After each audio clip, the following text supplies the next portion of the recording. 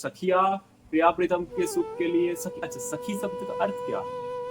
सखी उसे कहा जाता है कि जो प्रिया प्रीतम के सुख के लिए अपना लेश मात्र भी सुख की आशा ना रहे। ऐसे तो प्रेम में कितने सारे संत हुए, कितने सारे साधक हुए, भाव हुए, तो ठाकुर जी के सेवा के लिए, खुशी के लिए खुद की समर्पित भाव दे दिया। पर देखा जाए तो उनके अंदर भी एक कामना रहा कि ठाकुर जी आप हमें मिले, आप हमें थोड़ा तो अपनाइए, थोड़ा तो प्यार कीजिए।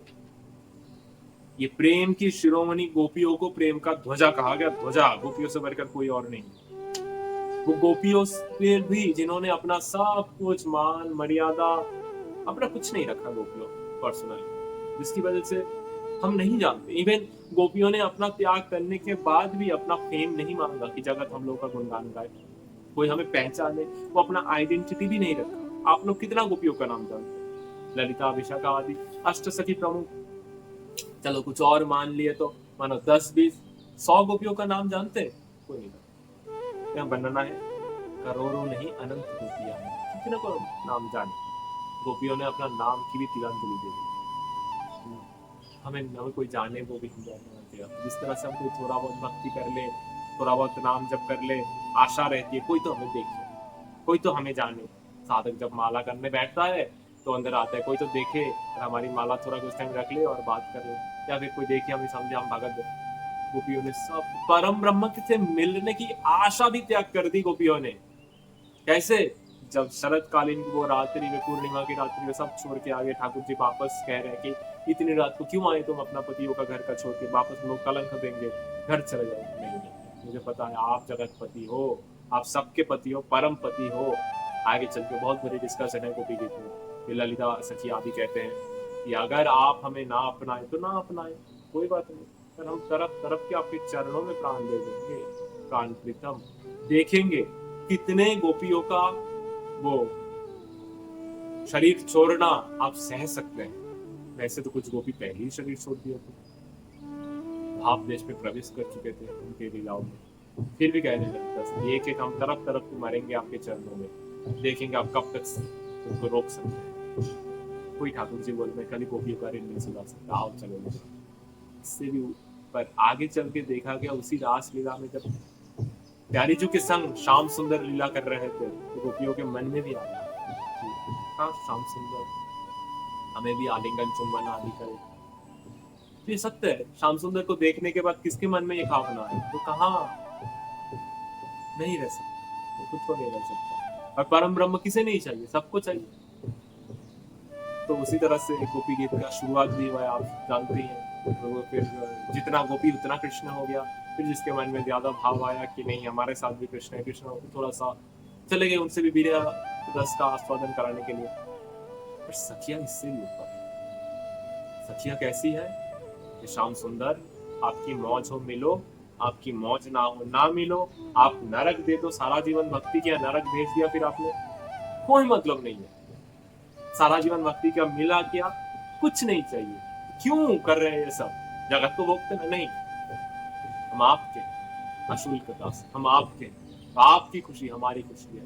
आचार्य चरण कहते हैं राधा सुधा निधि में, जिसमें गोपिया सॉरी सखिया जिसे श्याम सुंदर आते हैं स्वयं अन्न मांगे आलिंगन चुंबन आदि देने में, सखी खुद को वैधि वर्ग पे आपके हे सखी अर्थात किशोरी जी आपकी तो प्राण सुंदर है ना वो श्याम सुंदर, उसको हम आलिंगन देंगे, रेसिप्रोकेट करेंगे, पर इससे सुख की याचना ना करेंगे। वो जबरदस्ती देना चाहे भी तो हम ना लेंगे, हम वापस आपकी ओर ही भेज देंगे।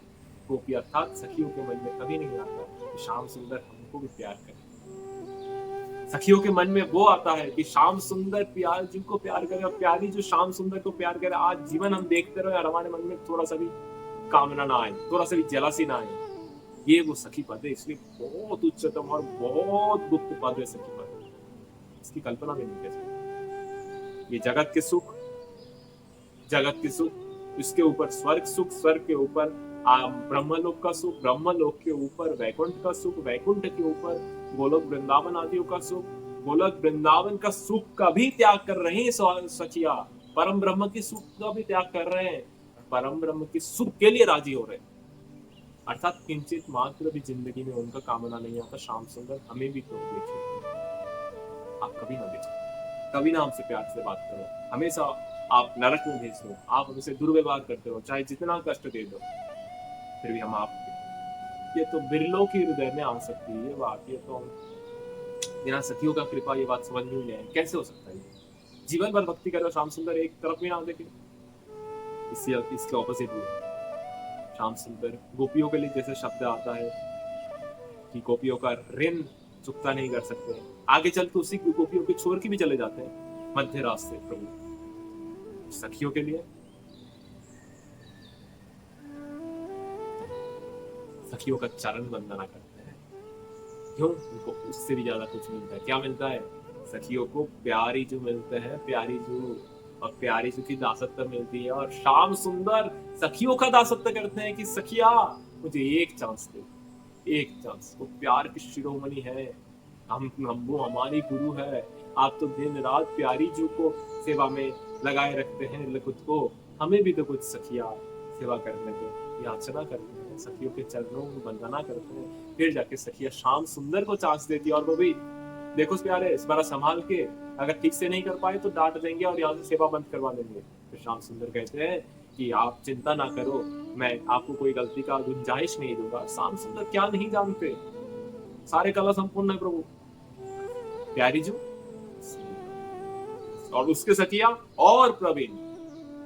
जिस तरह से श्याम सुंदर को देख के प्यारी जो होशबूत नहीं रखती खुद की, और प्यारी जो को देख के होशबूत नहीं रखती खुद की, सखिया दोनों को देख के स्थिर करा। कितनी बड़ी स्थिति हो सकती है इस तरीके सखियों की, हम क्या ही समझ सकते हैं इसकी।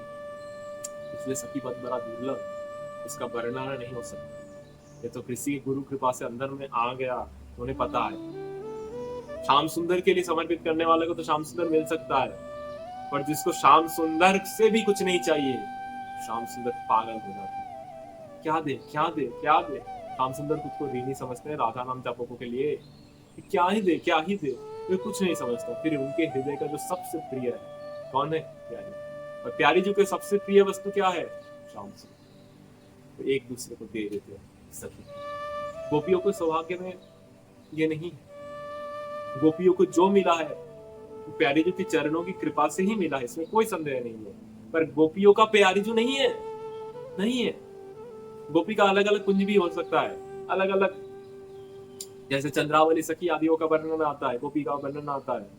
गोपियों का श्री कृष्ण के साथ अलग लीला है, जिसमें जिसको माधुर्य रस का वर्णन करते हैं उसी में। पर सखियों को क्या मिलता है? सखिया कभी अकेला श्री कृष्ण के साथ नहीं रहता, सखिया कभी अकेला प्यारी जी के साथ नहीं रहता, ऐसे तो प्यारी जी के साथ ही दिन रात रहता है। श्याम सुंदर और प्यारी जी के साथ हमेशा सखिया है, वहां एक पल के भी जुदाई का नामो लेश नहीं है। अगर कहीं से प्यारी जो थोड़ा सा वक्र विलोकन हो गया दृष्टि, तो क्वासी क्वासी हा वृषभानुनंदिनी 84 में श्रीहरिवंश महाप्रभु कह रहे हैं, वो अपना प्राण श्याम सुंदर कह रहे हैं, हा वृषभानुनंदिनी कहाँ हो, उसी एक ही जगह पे बैठी हुई है, बैठी होने के बाद भी रहता था यहाँ बिच्छे। इसलिए सखी पद ये वो प्यार की अद्भुत चर्चा है जो महाराज जी गुरु कृपा से सब कुछ सुना रही है और सुनने को मिल रहा है। वरना शास्त्र भी प्रकाश ठीक से नहीं कर पाया, माधुर्य श्री कृष्ण को प्रकाश ठीक से नहीं कर पाया। गोपियों की चर्चा शास्त्र सुखदेव गोस्वामी ने रोक दिया भागवतम में। ये तो सखी पद का वर्णन कौन कर, किसके सीखना? एक सखी का भाव वर्णन कर सकता है, दूसरा जो सखी नहीं है वो सखी भाव का ना समझ सकता है ना वर्णन कर सकता है।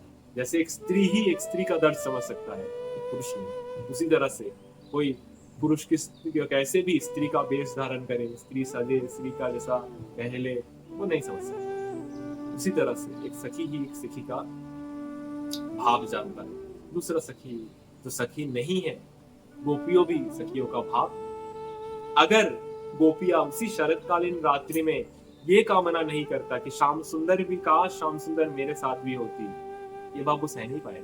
अगर ये ऐसा कामना नहीं करता, हो सकता था इसी जगह से उनको सखी पद की प्राप्ति हो, पर ये इतना आसान नहीं कि श्याम सुंदर को देख के हम खुद को रोक पाए, आसान नहीं। इसलिए ये सखी पद अत्यंत दुर्लभ है, इसकी चर्चा नहीं है, और सर्वोत्तम सर्वश्रेष्ठ पद है रस सखी रस, सख्य नहीं सखी रस।